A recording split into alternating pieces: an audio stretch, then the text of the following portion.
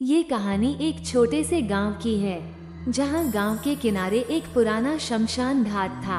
इस शमशान को लोग बहुत डरावना मानते थे और रात के समय वहां कोई भी जाने की हिम्मत नहीं करता था। गांव में ये कहा जाता था कि इस शमशान में रात के समय आत्माएं घूमती हैं और जो भी वहां रात में जाता है उसे वे अपनी दुनिया में खींच ले जाती हैं। गांव के पास ही एक रात का समय था और पूरा गांव सो रहा था। मोहन अपने घर से निकलकर वो घबरा गया, लेकिन उसने सोचा कि शायद यह उसका भ्रम है।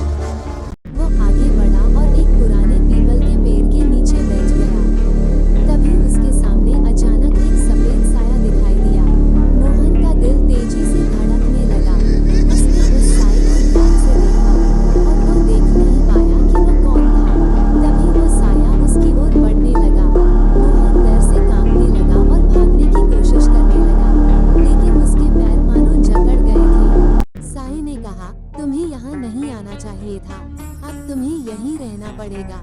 मोहन का गला सूखने लगा और उसकी आवाज बंद हो गई। वो चीखना चाहता था पर आवाज नहीं निकल रही थी।